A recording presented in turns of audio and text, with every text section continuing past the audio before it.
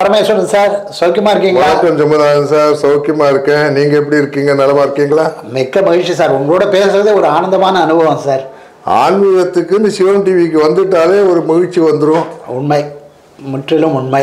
இன்னைக்கு என்ன பேசலாம் சொல்லுங்க. ஆன்மீகத்தை பத்தி பேசும்போது எனக்கு ஒரு ஞாபகத்துக்கு வருதுங்க. வேத காலம் தொடங்கி பாரத நாட்டில் எத்தனையோ மகான்கள் இருந்திருக்காங்க. மகரிஷிகள், துறவிகள் இப்படி இருந்திருக்காங்க பார்க்குறோம். இன்றைக்கும் இந்த சனாதன தர்மம் உயிரோட்டத்தோடு இருக்குன்னு சொன்னால் நீங்கள் யாரை குறிப்பிடுவீங்க? சனாதன தர்மம் அப்படிங்கிறது பார்த்தீங்கன்னா அது ஒன்று மாறாதது அப்படின்னு அவங்க சொல்லியிருக்காங்க. அதனால் இந்த சனாதன தர்மம் என்று நிலைநிறுத்தி தான் இருக்கும். ஆனாலும் கூட காலப்போக்கில் மக்களுடைய நிலைப்பாடு மாறும்போது என்ன ஆகுதுன்னா சனாதன தர்மத்திற்கு ஒரு வீழ்ச்சி ஏற்பட்ட மாதிரி தோணக்கூடிய ஒரு காலகட்டங்கள்லாம் இருக்கும். நீங்கள் நம்ம இதில் பார்த்தீங்கன்னா 3 அப்படிங்கிற நம்பர் வந்து ரொம்ப முக்கியமானதாக நம்ம பார்க்குறோம். பிரம்மா, விஷ்ணு, சிவன் அப்படின்னு அந்த மும்மூர்த்திகள், அதே மாதிரி லக்ஷ்மி, சரஸ்வதி, பார்வதி அப்படின்னு அந்த 3 தேவியர்கள். அதே மாதிரி பார்த்தீங்கன்னா நம்ம இதில் ஆன்மீகத்துக்கு ஒரு சித்தாந்தங்களை கொடுத்த 3 பெரியவர்கள் யார் அப்படின்னு நம்ம பார்த்தோம்னு வச்சுக்கோங்க. ஆதிசங்கரர், ராமானுஜர், மத்வாச்சாரியார். இந்த 3 பேரையும் நம்ம ரொம்ப சிறப்பாக சொல்லணும். ஆமாம், இவ 3 பேரும் தான் எப்போ சனாதனம் கொஞ்சம் தழைத்து கொஞ்சம் அதனுடைய இது கொஞ்சம் வீக்காக இருந்ததோ அந்த சமயத்தில் சனாதனத்தை தூக்கி நிறுத்தி நியாயமான நிலைப்பாடுகளை கொண்டு வந்ததில் அவர்கள் பெரிய பங்கு வகித்திருக்கிறார்கள் தான் சொல்லணும். கட்டாயமாக. இந்த 3 பேரில் கால வரிசைப்படுத்தணும்னா நீங்கள் எப்படி சொல்வீங்க? ஆதிசங்கரர் தான் முதல். அவர் வந்து 7ஆம் நூற்றாண்டில் பிறந்ததாக கூறப்படுகிறது. அதே மாதிரி காஞ்சி சங்கர மடத்தில் மட்டும் அவங்க 500 BCயில் பிறந்ததாக சொல்கிறாங்க. ஆனால் நம்ம பொதுவாக பார்க்கும்போது 7ஆம் நூற்றாண்டையே நம்ம எடுத்துக்குவோம். ஏன்னா அந்த சமயத்தில் பார்த்தீங்கன்னா தான் ரொம்ப சனாதன தர்மம் கொஞ்சம் வீழ்ச்சி அடைந்த நிலையில் இருந்தது. பலவிதமான மதங்கள் தோன்றின, புது புது சாமிகள்லாம் கொண்டாட ஆரம்பித்தாங்க. யாகங்கள் செய்கிறோம் அப்படின்னு சொல்லி பலவிதமான உயிர் பலி, ஒரு அமைதியின்மை, நாட்டில் பஞ்சம் தலைவிரித்தாடிய சூழ்நிலை இருந்தது. இந்த மாதிரி சமயத்தில் தான் இந்த சனாதன தர்மத்தை மீண்டும் நிலைநிறுத்தி செய்து அங்கே தர்மம் நிலைநிறுத்த செய்த அதுக்காக என்ன பண்ணார் அப்படின்னு சொன்னால் இந்த ஆதிசங்கரர் தான் அவர் முதல்ல அந்த ஷண்முக ஸ்தாபனம் அப்படின்னு சொல்லி ஷண்முக ஸ்தாபனம்னு சொல்லுவாங்க. அது 6 விதமான மதங்களையும் ஒன்றிணைத்தவர் அவர் அப்படிங்கிறது தான். இவர் தான் முதல்ல இந்த 3 பேர்ல இவர் தான் முதல்ல பிறந்தவர், மூத்தவர். அப்ப சங்கரர் பத்தி கொஞ்சம் பார்க்கலாம். அவருடைய வாழ்க்கையை பத்தி கொஞ்சம் பார்க்கலாமா? சொல்லுங்க, நீங்க சங்கரை பத்தி சொல்லுங்க. அவர் வாழ்க்கை லைஃப் கட்டாயமா அது ஒரு பெரும் பாக்கியங்க. அதாவது ஆதிசங்கருடைய வாழ்க்கையை நினைச்சு பார்க்க அவ்வளவு ஆச்சரியமா இருக்கு. உதாரணத்துக்கு பார்த்தீங்கன்னா அவர் நீங்க சொன்னீங்க அந்த காபாலிக மதம் அப்படிங்கிற பலி கொடுக்குற விஷயம், அவங்க உக்கிரமான கடவுளுக்கு இது பண்ணுறது, அப்புறம் இன்னொருத்தர் மேலே பிசாசுகளை இதெல்லாம் ஏவி விடுறது. சமண மதத்துலேயும் அது பூந்துட்டு, புத்த ஜெயின மதங்கள் எல்லாத்துலேயும் அது பூந்துட்டு அதனால் பல கேடுகளை விளைவித்ததை என்னங்கிறது நம்ம பாண்டிய நாட்டிலேயே பார்த்துருக்கோம். ஒரு பாண்டிய ராஜாவை அப்புறம் பின்னால் வந்து திருஞான சம்பந்தர் வழி திருத்தி கொண்டு வர்றாருன்றதை பார்க்குறோம். இந்த இடத்துல இந்த உள்ள புகுந்த சில வேண்டாத பழக்க வழக்கங்கள், பக்திங்கிற பேரில் நுழைந்து விட்ட இதெல்லாம் திருத்தினவர். அவருடைய சரித்திரத்தை பார்க்கும்போது அவர் காலடிங்கிற இடம் திருச்சூருக்கு பக்கத்தில் கேரளாவில் இருக்குது. கரெக்ட், கேரளாவில் இருக்குது. அங்கே திருச்சூரில் உள்ள கோவிலில் வடக்குநாதர் சுவாமி இருக்கார். அவருடைய அருளால் பிறந்தவர் இவர். சிவன் வந்து இவருக்கு பிள்ளை வரம் வேண்டி அவர் 2 பேரும் அவ அப்பா அம்மா போய் வேண்டி இருந்தபோது நானே உனக்கு மகனா பிறக்கிறேன் அப்படின்னு சொல்லி சிவன் பிறந்ததா அவர் சொல்லுவா இல்லையா? கரெக்ட். சிவகுரு அவர் அப்பா, அம்மா ஆரியாம்பா. சிவகுரு வந்து நல்ல அன்போட வளர்த்து வர்றாரு. ஆனால் சங்கரருக்கு 5வது வயதிலே ஒரு காலமாயிடுறார். மிகப்பெரியவர். ஆனால் ஆரியாம்பாளை அந்த இடத்துல நீங்கள் பாராட்டணும். கொஞ்சம் கூட குழந்தைக்கு தான் செய்ய வேண்டிய கடமை, அப்பாவுடைய கடமையும் சேர்த்து படிப்பை சொல்லி கொடுத்து அவரை ஒரு நல்ல தகுதியான மாணவனாக்க வேத அத்தியனம் பண்ணி வச்சிருக்கா. பூனெல்லாம் போட்டு முறைப்படி குல வழக்கப்படி என்னென்ன செய்யணுமோ அத்தனையும் செஞ்சு கொடுத்து அவர் இது பண்ணியிருக்காங்க அந்த அம்மா ஆரியாம்பா. அதுக்கு பாராட்டணும். ஆனா இவ்வளவு வேதங்கள் எல்லாத்தையும் 8 வயசுலயே கற்று தேர்ந்தவர் எப்படி சன்னியாசத்துக்கு போனார் அவரு? நல்ல ஒரு ருசிகரமான கேள்வி. அது அவருடைய வாழ்க்கையில் ஒரு திருப்பம்னா அது இறைவனால் இவருக்கு கொடுக்கப்பட்ட கட்டளை. அதை நடத்துகிறாங்க. ஒரு தடவை ஆற்றில் குளிச்சுக்கிட்டு இருக்காரு. அங்கே பூர்ணா ஆறு இருக்குது, அதில் குளிச்சுக்கிட்டு இருக்காங்க. அந்த சமயத்தில் இவர் சந்நியாசம் வாங்கிக்கணும்னு இவருக்கு முடிவு வந்து அதில் பின்னாடியில் ஒரு கதை இருக்குது.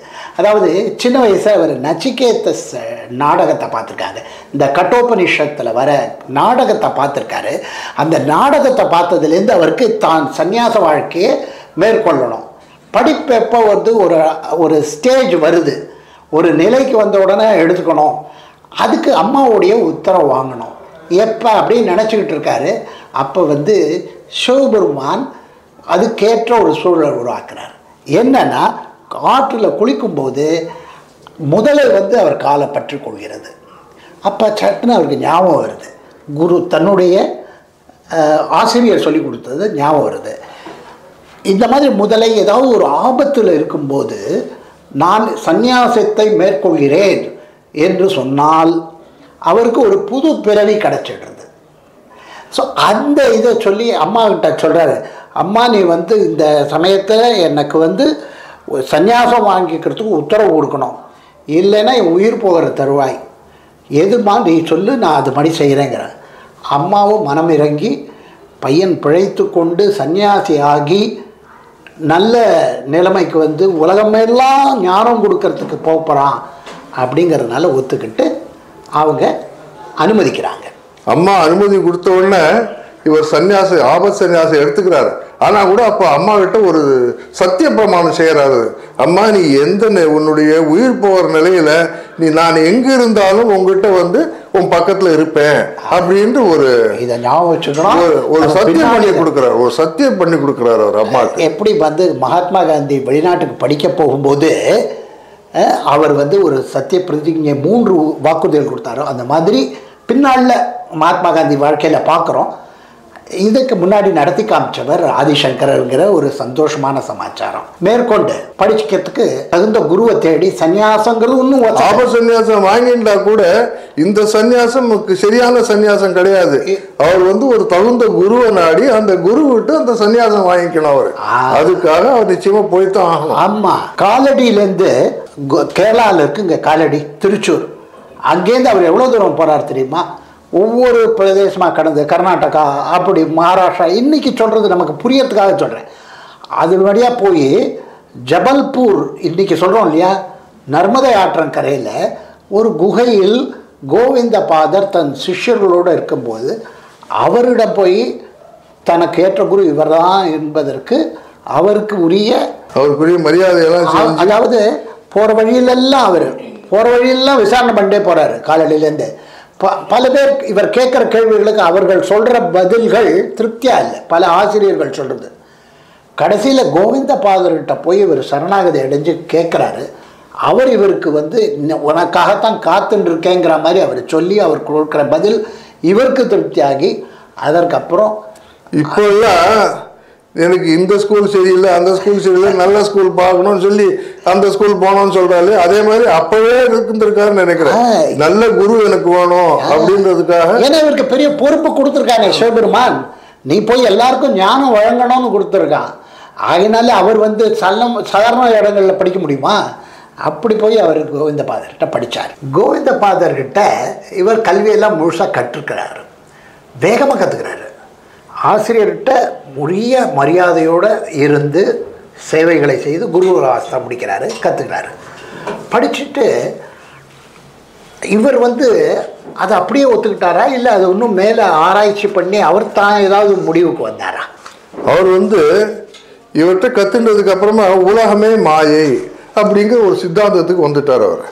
அப்போ சொல்லும்போது அவர் என்ன சொல்கிறார் அப்படின்னா, அத்வைத்தம் அப்படின்ற ஒரு பிலாசபி அவர் கொண்டு வர்றார். என்னடா இது அத்வைத்தம் அப்படின்னு நீங்க பாத்தீங்கன்னா, பிரம்மம், இந்த பிரம்மத்தால் தான் இந்த உலகமே படைக்கப்பட்டிருக்கிறது. பிரம்மம் உங்களுக்கு இடது பக்கத்துலயும் இருக்கு, வலது பக்கத்துலயும், முன்னாடி இருக்கு, பின்னாடி இருக்கு. எந்த பொருள்லையும் எந்த ஜீவராசிகளையும் அந்த பிரம்மம் இருக்கு. நம்மள்ட்ட இருக்கிற ஆத்மா அதுவும் அந்த பிரம்மத்தோட ஒரு பகுதி தான். அதனால ஆத்மா வேற இல்லை, பிரம்மம் வேற இல்லை. நம்ம இதெல்லாம் ஒரு நாடகம் மாதிரியான ஒரு உலகம் அப்படின்றத சொல்லி அவர் என்ன சொல்றாருன்னா, ஆத்மா வேற இல்லை, பிரம்மன் வேற இல்லை, அதனால இது பிரிக்கப்படாத ஒன்று. இந்த உலகம்ங்கிறது பிரம்மனுடைய விருப்பப்படி இந்த உலகம் இயங்குகிறது. இதுதான் முக்கியமான விஷயம். பிரம்மனுடைய விருப்பப்படி இந்த உலகம் இயங்குகிறது. ஒவ்வொரு ஆத்மாவும் பிரம்மனுடைய கட்டளைப்படி பண்றாங்க. நம்ம அனைவரும் இறைவனுடைய படைப்புகள்ங்கிறத நம்ம இந்த இடத்துல கவனிச்சு பார்க்கணும். இந்த நீங்க ஜெகன் மித்யன்னு சொன்னீங்க, அதாவது உலகமே மாயை அப்படின்னு சொல்றதுக்கு ஜெகன் மித்யான ஒரு சமஸ்கிருதத்தில் சொல்றாரு. இதில் வந்து பௌத்தத்தோட எப்படி இது வேறுபடுறது? புத்தர்கிட்ட போய் கேட்குறாங்க, புத்தர்கிட்ட கேட்குறாங்க, உலகமே மாயை நீங்கள் சொல்லிட்டீங்க, அப்போ நம்மளை படைத்தவன் யாரும் கிடையாதா? அவர் சொல்லிட்டாரு, எனக்கு அதை பற்றி கவலை இல்லை, எனக்கு அக்கறை இல்லைன்னாரு. அப்படி சொல்கிறதுனால என்ன ஆகிடுது? உலகமே மாயை, நான் எதுக்கு தர்ம நெறிப்படி நிற்கணும்? நான் உன்னை அடிப்பதும் மாயை, நீ அழுவதும் மாயை. புத்தர் வந்து சொல்லும்போது என்ன பண்ணிட்டாருன்னா, நீ எப்படி இருக்கியோ அதுக்கு ஒரு நெறிமுறைகள் அப்படிங்கிறத சொல்லிட்டு, இதை பத்தி பின்னாடி ஒன்றும் நடக்காது, பின்னாடி ஒன்றும் நடக்காது. இருக்கிற போது உனக்கு என்னென்ன கஷ்டங்கள் இருக்குமோ அந்த கஷ்டங்கள் வராம இருக்கிறதுக்கு நீ இப்படி எல்லாம் இருந்தா நல்லா இருக்கும் அப்படின்றத சொல்லி முடிச்சுட்டு போயிட்டாரே ஒழிய, அவர் வந்து அடுத்த ஜென்மத்தை பத்தின ஒரு நினைப்பே இல்லாம இருந்துட்டார். ஆனா சங்கரது அப்படி இல்லை. சங்கரது வந்து நீங்க எவ்வளவுதான் சொன்னாலும் கூட ஆத்மா, உடனே அந்த பூர்வ கர்ம வினை இதெல்லாம் அதுல இருக்கு. சங்கரர் ஏத்துக்கிறார் அதை. கரெக்டா, பிரம்ம சத்தியம்ன்றது. அதனாலதான் அவர் அழுத்தி மறுபடியும் சொல்றாரு, இறைவன் ஒருவன் தான் உண்மை, மாறாத உண்மை அப்படின்னு சொல்லி அவர் மறுபடியும் சொன்னதுனாலதான் பௌத்தர் வந்து நல்ல, கௌதம புத்தர் நல்ல எண்ணத்தோடு தான் சொன்னார். ஆனால் மக்கள் தம் வசதிக்கு ஏற்றபடி அதை மாற்றிக்கொண்டார்கள். அதனால் பின்னால் பல தீங்கான விளைவுகள் வந்துடுது. இது பார்க்குறோம். ஸோ இதுக்கெல்லாம் அவர் என்ன பேர் கொடுத்தாரு தன்னுடைய சித்தாந்தத்துக்கு? அத்வைத்த பிலாசபின்னு தான் இவர் அவருடைய சித்தாந்தத்தை எல்லாம் சொல்லி எல்லா இடத்துக்கும் பரப்புறாரு. அத்வைத்தம்னா பிரிக்கப்படாதது, பிரிக்க முடியாதது, இரண்டாக கிடையாது. அதாவது எல்லாருமே சொல்லிட்டு இருக்கோம்னா இறைவன் வேற நம்ம வேற அப்படின்றத ஒரு நினைப்பு இருக்கு. அதாவது நம்மள்ட்ட இருக்கிற ஒரு ஆத்மா வேற, இது பரமாத்மா வேற அப்படின்றது. இவர் என்ன சொல்றாருன்னா, பரமாத்மா வேற இல்லை, ஆத்மா வேற இல்லப்பா, பரமாத்மாவும் ஒண்ணுதான், அதனுடைய ஒரு கூறு தான் இந்த இருக்கிற ஆத்மா. அதனால இந்த ஆத்மா என்னைக்கு இது முடியுறதோ அப்போ வந்து அது பரமாத்மாவோடு ஐக்கியம் ஆயிடும் அப்படின்றதான் ஆதிசங்கரர் சொல்றார். இதுதான் அவருடைய அத்வைதம். அதனாலதான் நீங்க பாத்தீங்கன்னா இந்த மாதிரி ஏற்றத்தாழ்வுகள்லாம் கூட ஆத்மாக்களுக்குள்ள ஏற்றத்தாழ்வு இருக்கவே முடியாது. உங்களுக்கு கூட தெரியும் இல்லையா, அவர் அந்த காசியில இருக்கும்போது அந்த ஒரு சண்டாளன் வரும்போது ஒரு உடம்பெல்லாம் அழுக்கோட பார்த்தா அருவருப்பு வர மாதிரி ஒருத்தர் வராரு காசி கரையில். அப்புறம் மேலே சொல்லுங்க, அதுக்கு என்னாச்சு? அப்போ என்ன சொல்றாரு அவர் வந்து, சங்கரர் என்ன சொல்றாரு? சங்கரோட இல்லை, சங்கரோடைய சிஷ்யர்கள் முன்னாடி என்ன சொல்றாங்க, அப்பா நீ நவுத்து போ, யார் இது அப்படின்னு. அப்போ இவர் என்ன சொல்றாரு அப்படின்னு சொன்னா, இது மாதிரி கேட்குறாரு சங்கரர்கிட்ட, நகர்ந்து போ அப்படின்னு அவங்க எல்லாம் சொல்றாங்க. அப்போ அந்த இவர் சண்டாளன் கேட்குறான் சங்கரர்கிட்ட, அப்பா நீ நகர்ந்து போன்னு சொன்னது யாரு? என்னோட உடலை சொன்னியா இல்லை இந்த ஆத்மாவை சொன்னியா? உடலை சொல்ற அப்படின்னு சொன்னா உன்னோட உடம்பு என்னோட உடம்பு அதே பஞ்சபூதங்களால உண்டானது தானே. இது ரெண்டு உடம்புக்கு என்ன ஒன்றும் வேற்றுமை கிடையாது.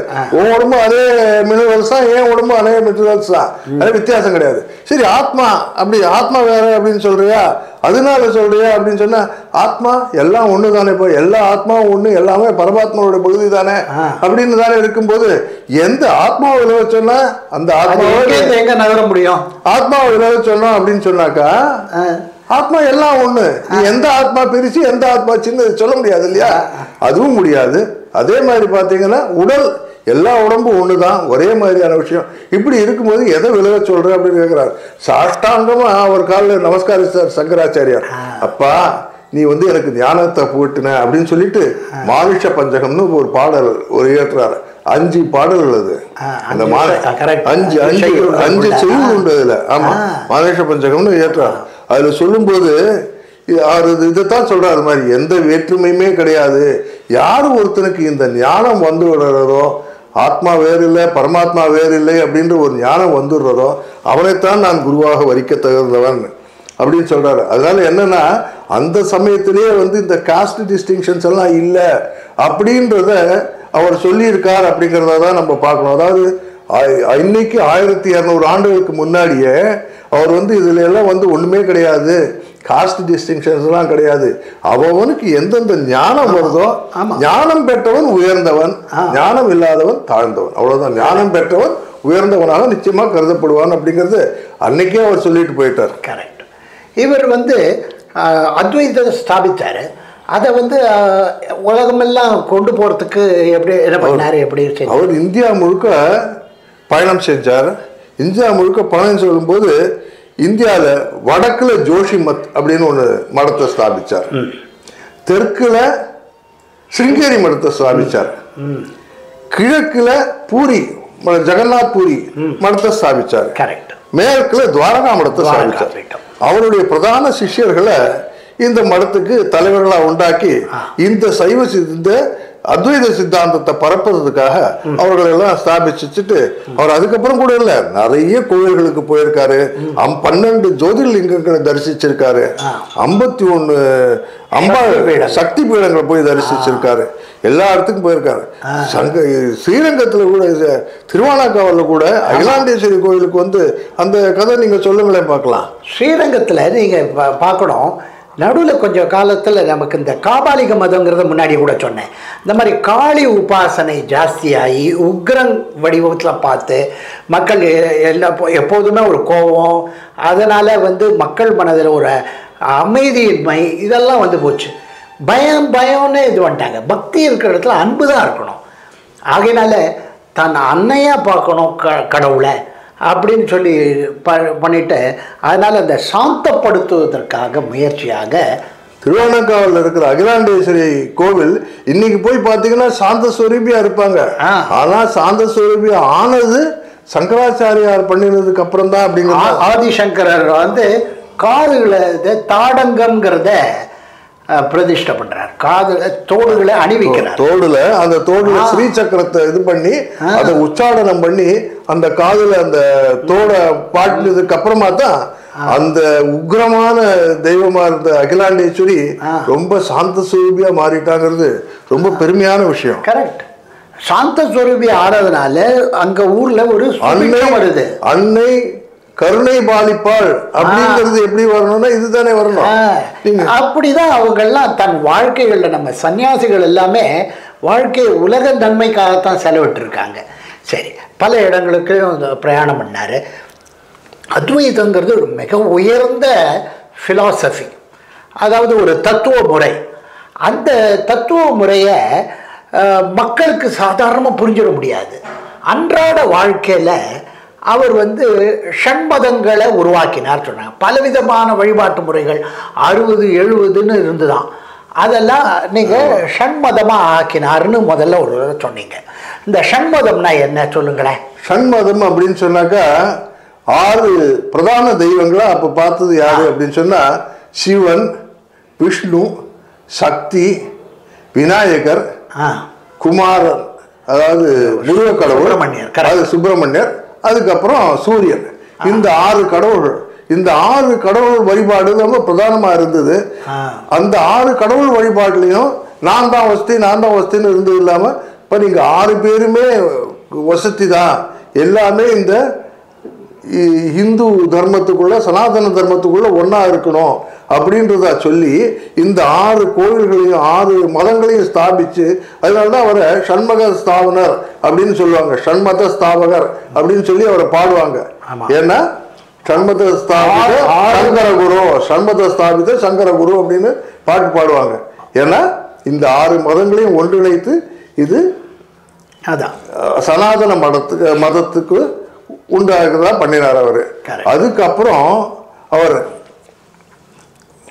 ஹிந்து தர்மத்துல அருசமய வழிபாடு. நான் என்ன சொல்லணும்னா, நீங்க கேட்டீங்க இல்லையா, இது மாதிரி எப்படி சிம்பிளா இந்த மாயை அப்படிங்கறத சொன்னார் அப்படின்ட்டு ஆதிசங்கரர். அதுக்கு ஒரு சின்ன உதாரணம் சொல்றேன். அதாவது சங்கரர் என்ன சொன்னார்னா, ஒரு சணல் கயிறு ஒண்ணு இருக்குன்னு வச்சுக்கோ, அது ராத்திரியில ஒருத்தன் பார்க்கறான், நீளமா இருக்கு, பாம்பு போல இருக்கு, ஐயோ பாம்போ அப்படின்னு நினைச்சுக்கிறான். இது அவன் வெளிச்சம் வரும்போது சரி சணல் கயிறு தான்ப்பா, இதை போய் பாம்புன்னு நினைச்சிட்டோமே அப்படிமா இல்லையா? அதே மாதிரி தான் ஒருத்தருக்கு ஞானம் இல்லாத போது பலவிதமான வேற்றுமைகள்லாம் இருக்கும். ஆனா எப்ப அவனுக்கு ஞானம் பிறந்துடுறதோ, இதெல்லாம் ஒண்ணுமே இல்லப்பா, நான் இறைவன் எல்லாம் ஒண்ணுதான், நம்மளுக்கு வேற்றுமைகளே இல்லை அப்படின்ற அந்த ஒரு ஞானம் வந்துடும் அவனுக்கு. எல்லாத்தையும் தேடி வேற இகபோகங்கள்லாம் தாண்டி இறைவனோடய சேரணும் அப்படிங்கிற அந்த அந்த ஒரு நினைப்பு மட்டும்தான் வரும் அப்படிங்கிறது தான் அவர் சொல்றாரு. அதுதான் ரொம்ப அழகா அவர் வந்து சொல்றாரு, எல்லாமே வந்து மாயை அப்படிங்கிறது நம்ம மனசுல இருக்கிறது தானே ஒழிய வேற ஒண்ணுமே இல்லை அப்படின்றத ரொம்ப அழகா சொல்லியிருக்காரு. ரொம்ப அருமையா சொன்னீங்க. இந்த ஞான தெளிவுன்னு வந்துச்சுன்னா எது உண்மை எது பொய்ங்கிற ஒரு அறிவு கிடைச்சிடுறது. அதுக்கப்புறம் அவன் இறைவன்கிட்ட சரணடைகிறான்.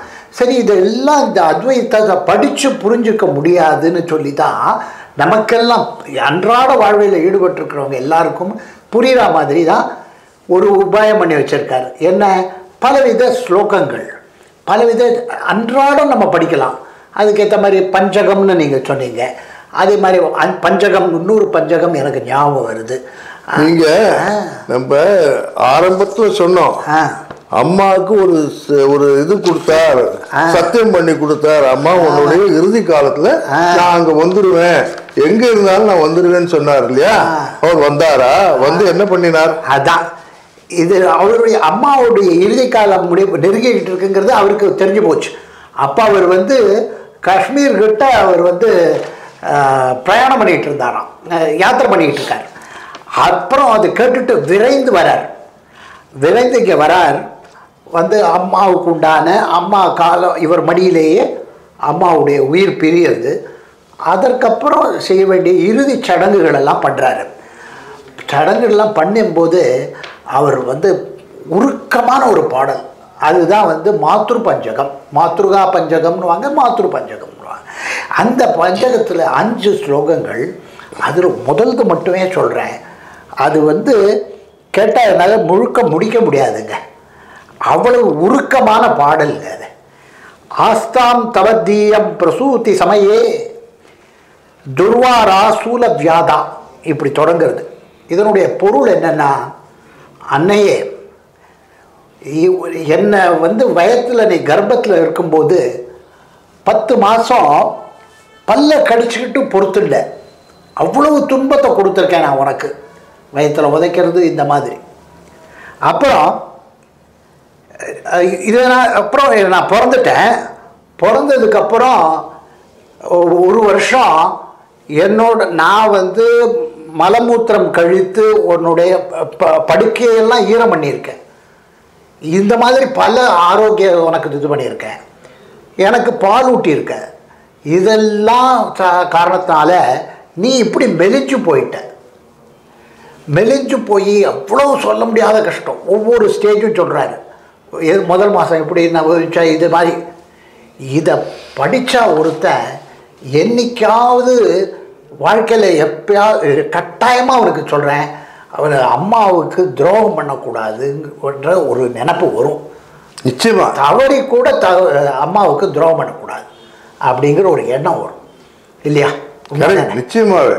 அதாவது அந்த மாத்ருகா பஞ்சகத்தில் முழுக்க முழுக்க அவர் கர்ப்பத்தில் இருந்து வெளிவந்து அதுக்கப்புறம் சின்ன குழந்தையா இருந்து என்னெல்லாம் கஷ்டங்களை அம்மாவுக்கு கொடுத்துருக்காரு, அத்தனையும் அம்மா எப்படி பொறுத்துட்டு இருந்திருக்கான்றத ரொம்ப சிறப்பாக விவரிச்சிருப்பார் அதில்.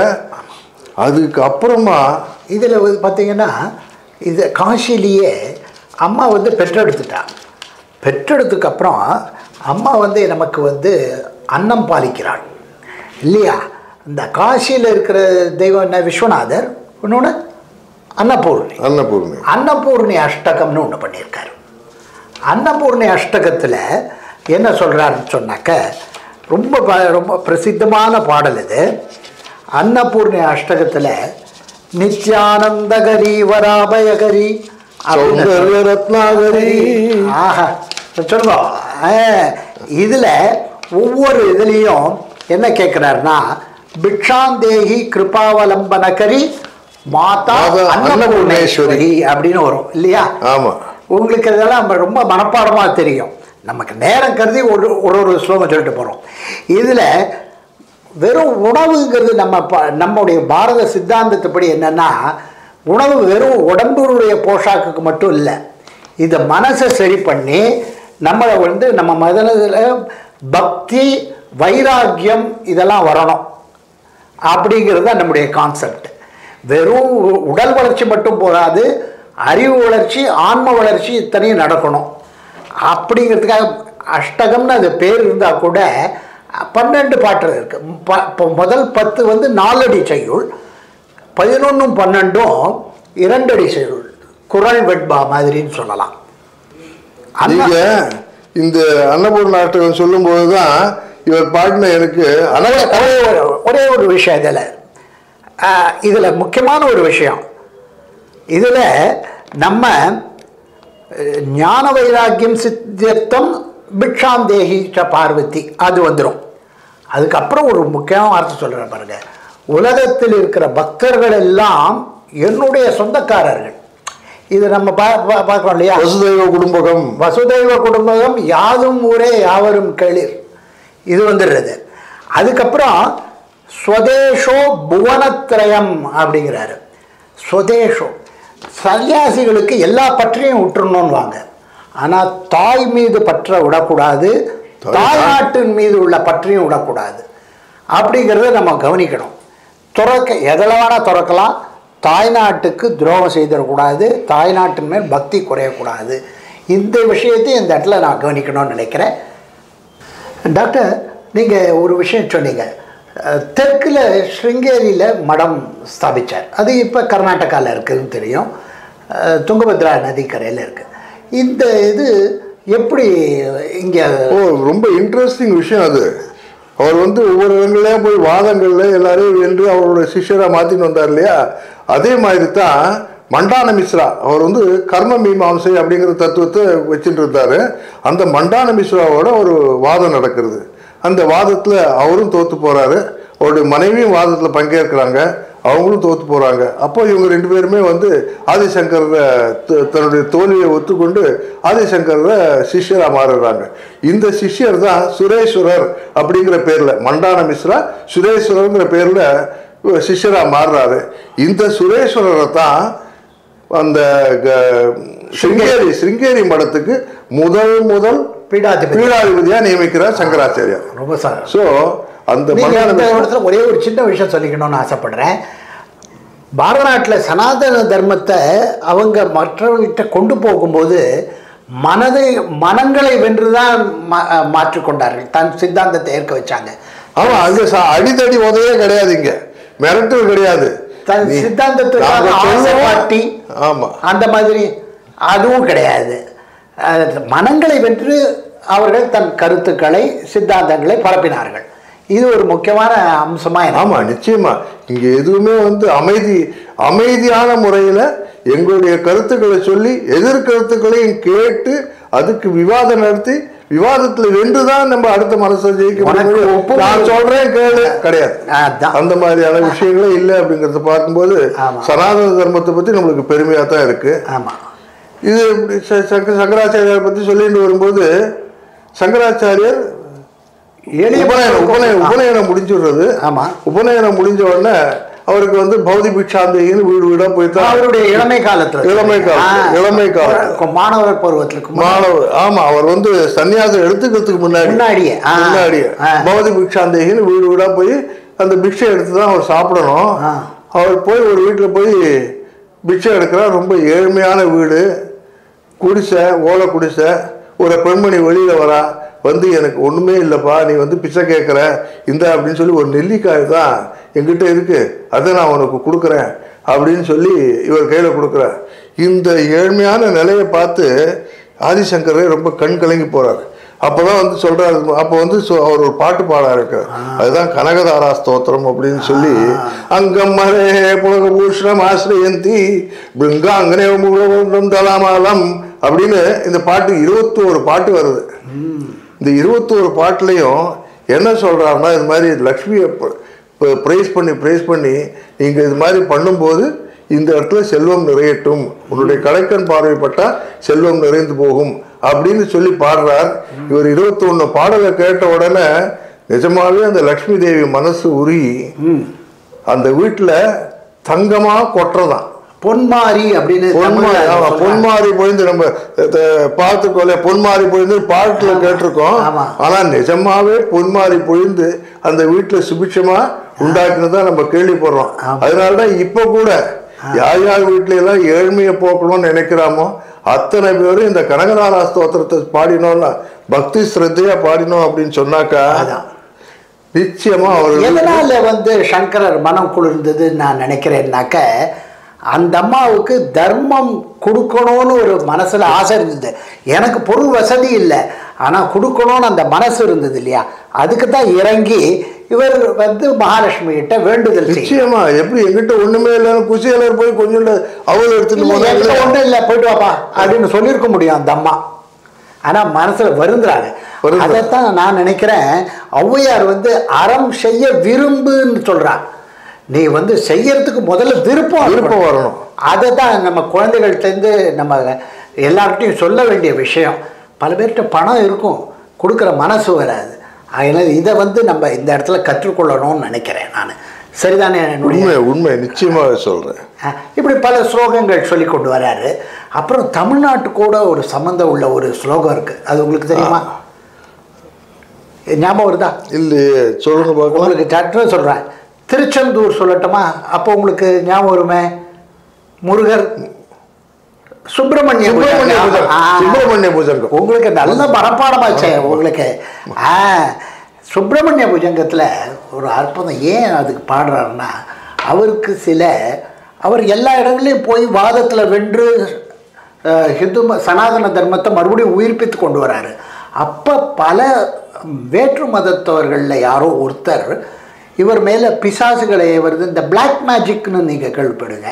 அதாவது பில்லி சூது அந்த மாதிரி இதெல்லாம் படிக்கிறோம், அந்த சூனியம் வைக்கிறது, அந்த மாதிரி ஏதோ ஒரு காரணத்தினால இவருக்கு கடும் வயிற்றுப்போக்கு வந்துடுறது. அந்த வயிற்று உபாதையை தீர்த்துக்கிறதுக்கு அவருக்கு ஞாபகம் வருது, இந்த திருச்செந்தூர் முருகன்கிட்ட வேண்டிக்கணும், செந்திலாண்டவனை வேண்டணும்னு. அதுக்கு அவர் 33 பாட்டு எழுதியிருக்கார். முதல்ல விநாயகரை துதிக்கிறாரு, அப்புறம் 2வது வரியில் அவ்வளோ ஞானத்தின் உச்சத்தில் இருக்கும்போது கூட அவர் என்ன சொல்கிறார் பாருங்க, நஜானாமி பத்தியம் நஜானாமி கத்தியம். இதை இந்த வார்த்தையில் எனக்கு ஒன்றும் சொற்கள்லாம் தெரியாது, நான் பெருசாக படித்ததில்லை, ஆனால் எனக்கு அதுக்கு தமிழில் ஒருத்தர் அழகாக மொழிபெயர்த்திருக்காரு, அதை 2 நிமிஷம் சொல்லிடுறேன். சொல்லும் அறியேன் சுதி அறியேன், சொற்கள் சுமக்கும் பொருள் அறியேன், சொல்லை சொல்லும் விதி அறியேன். இந்த இலக்கண விதி யாப்பிலக்கணம் அதெல்லாம் தெரியாது இப்படின்னு சொல்லிட்டு போய், நீதான் எல்லையில்லாதோர் ஞான ஒளி இதயத்தமர்ந்து அருமுகமாய் சொல்லை வெள்ளமென பெருக்கும் தோற்றம் கண்டேன் சுடர் கண்டேன். நீ என் மனசில் இருக்கங்கிறத புரிஞ்சுக்கிட்டேன், ஆகையினால நீ அருளா கொடுக்குற போது நான் பாடுறேன்னு சொல்றாரு. அங்கே அவருடைய தன்னடக்கம் அந்த எளிமையை பார்க்குறோம். அப்படியே வரிசையாக போகிறது. நீ மயில் மீது அமர்ந்து இருக்கிறாய், மயூராதி ரூடம், மகா வாக்கிய கூட்டம், இப்படிலாம் வார்த்தை போகிறது. கடைசியில் ஒரு இது சொல்கிறாரு, மயிலில் இருக்கிறது அழகான கோலம். இந்த வாட்டு தான் நம்ம முக்கியமான பார்க்கணும். நமக்கேகினே சக்தையே சாபிதுப்யம் நமசாகதுப்யம் நம குக்குடாய. இதுக்கு அர்த்தம் சொல்கிறாரு, இனிமை காட்டும் மயிலுக்கும் இறைவன் ஊர்ந்த ஆட்டிற்கும். அவருக்கு ஆடு ஒரு வாகனம், மயிலை தவிர சுப்பிரமணியருக்கு ஆடும் ஒரு வாகனம். பல முருகர் கோவில்களில் பார்த்தீங்கன்னா தெரியும். தனி மை ஒளி கொள் வேலுக்கும் தாங்கும் சேவர் கொடியுடனே இனிதாம் கடலின் கரையினிலே. எங்க திருச்செந்தூர் கடற்கரை. இலகு செந்தில் நகருக்கும் கனியும் நின்றன் அடிகட்கும் கந்தா வணக்கம் வணக்கம் அப்படின்னு முடிக்கிறாரு. இந்த பாட்டில் கொஞ்சம் சமஸ்கிருதம் கொஞ்சம் தெரிஞ்சாலே ரசிக்கலாம். இதுக்கு பொருளை அதே மாதிரி மூலத்தினுடைய வடிவம் கெடாமல் அப்படியே அருமையாக கொடுத்துருக்கார் சார். யாரோ ஒரு தமிழ் புலவர் இதில் வலைதளத்தில் போட்டிருக்கு. அவர் தன் பேரை போட்டுக்கல, அவருக்கு மனசார நமஸ்கரிக்க. இந்த வேளையில் ஒரு அருமையான ஒரு சுப்பிரமணிய புஜங்கம்லாம் ஏற்றுறது ரொம்ப ஈஸி இல்லைங்க. பாம்பு இப்படி போகிற மாதிரி இருக்கும். அந்த புஜங்கம்ங்கிற ஸ்தோத்திரத்தினுடைய வடிவம் இருக்க கொஞ்சம் சமஸ்கிருத இலக்கணத்தில் உச்சத்தை தான் பாட முடியும். அப்படிப்பட்ட ஒரு ஸ்லோகம். ஒவ்வொரு ஸ்லோகமும் பல விதங்களில் நமக்கு ஆனந்தத்தை கொடுக்கக்கூடியது. இப்போ ஆதிசங்கர் ரொம்ப லைஃப்பை பற்றி ரொம்ப சின்னதாக முடிச்சுட்டு போயிட்டார். வெறும் இந்த வயத்தை வளர்த்துக்கிறதுனால இப்போ இந்த வாழ்க்கையே வாழறோம் அப்படின்ட்டு அவர் அப்படி ஒரு ஸ்டேட்மெண்ட் கொடுத்துட்டு போயிட்டார். ரொம்ப சிம்பிள். நீங்கள் யோசிச்சு பார்த்தீங்கன்னா அது மட்டும்தான் முக்கியமாக லைஃப்பில். நீங்கள் ஒழுங்காக சாப்பிட்டு வயத்தை வளர்த்துக்காமல் இருந்ததுன்னா ஒன்றுமே பண்ண முடியாது. ஆமாம். ஸோ அந்த மாதிரியான இதுக்காகத்தான் இருக்கு இந்த லைஃபே அப்படின்னு சொல்லிட்டு கடைசியில் அவர் நிர்வாண அஷ்டகம்னு ஒன்று சொல்கிறார். இவ்வளவு சித்தாந்தங்களை பேசியிருக்காரு, இவ்வளவு இடத்துல போய் தர்க்கங்கள்லாம் பிடிச்சிருக்காரு. கடைசியில் அவர் என்ன சொல்கிறாருன்னா, இந்த வேதம் வேண்டாம், வேள்விகள் வேண்டாம், மதம் வேண்டாம், சிவமே போதும், அந்த ஒரு பரமாத்மாவின் கதியே முக்கியமான விஷயம் அப்படின்னு சொல்லி சிவோகம் சிவோகம் அப்படின்னு சொல்லி அவர் முடிக்கிறார் அந்த இதை. அந்த நிர்வாண அஷ்டகம் அப்படின்னு சொல்லி நிர்வாண அஷ்டகம்னு அதில் அது மாதிரி தான் சொல்கிறார். எதுவுமே வேண்டாம்ப்பா, நீங்கள் பகவத் சிவனை நினச்சிக்குங்க, சிவன் காலடியிலேயே இருங்க, அது போதும் அப்படின்னு. நானே சிவன், சிவனை நான் என்று நமஸ்கரித்திருப்பேன் அப்படின்னு பரமாத்மாவை ஆத்மாவை நினைச்சிட்டு இப்போ ஆத்மா பரமாத்மாவை தியானம் பண்ணிட்டு இருந்தா போறோம் அப்படின்ற மாதிரியான ஒரு ஸ்டேட்மெண்ட் கொடுத்துருக்காரு அவர். அதான் நீங்கள் சொல்றது அதான் சிவோகம் சிவோகம் அப்படின்னு சொல்லி நம்ம முடிக்கிறோம். வேதங்கள் வேண்டாம், வேள்விகள் வேண்டாம் அப்படின்னு சொல்றத நம்ம மாதிரி சாமானியர்கள் அதை சிறப்பாக புரிஞ்சிக்கக்கூடாது. பக்தி நெறிப்படி வாழ்ந்தா அது ஞானத்தின் உச்சிக்கு கொண்டு விடும். அப்ப செய்யலாம். அதுக்காக எல்லாரும் அதை விட்டு உபநிஷத்துலயே சொல்லியிருக்கு. உபநிஷதங்கள்லாம் சொல்லும்போது என்ன சொல்றான் அப்படின்னு சொன்னா, நம்ம இது மாதிரி கர்ம மார்க்கம் சொல்றோம், அதுக்கப்புறம் பக்தி மார்க்கம் அப்படிங்கிறோம், அதுக்கப்புறம் ஞான மார்க்கம்ன்றோம். எல்லாருமே ஸ்ட்ரெயிட்டா ஞான மார்க்கம் போயிட முடியுமா அப்படின்னா முடியாது. ஸோ அந்த ஞான மார்க்கத்துக்கு போய் ஃபெயிலியர் ஆகிறத விட ஸ்டெப் பை ஸ்டெப் போனால் நீங்கள் ஜெயிச்சிட முடியும் அப்படிங்கிறது தான்.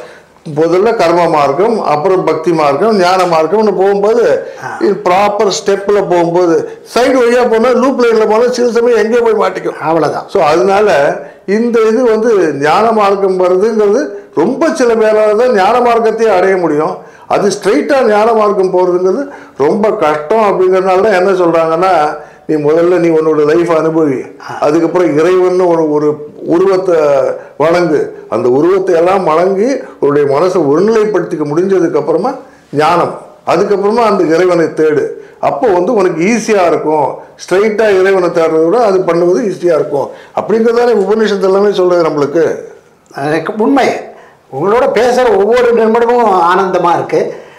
நேரம் கடந்து போனதுனால இன்னைக்கு கொஞ்சம் வேறு வேலைகள் இருப்பதனால உங்கள்கிட்ட விடைபெற்றுக் கொள்கிறேன். ரொம்ப இந்த நாளை நன்றி, மிக்க நன்றி. அடுத்த சந்திப்பில் நம்ம விசிஷ்டாத்வைதம் அது உலகுக்கு காட்டிய ஸ்ரீ ராமானுஜர் பற்றிய அவருடைய வாழ்க்கை குறிப்பையும் அவருடைய வாழ்க்கையில் நடந்த அற்புதங்களையும் நம்ம பேசலான் இருக்கோம். நன்றி.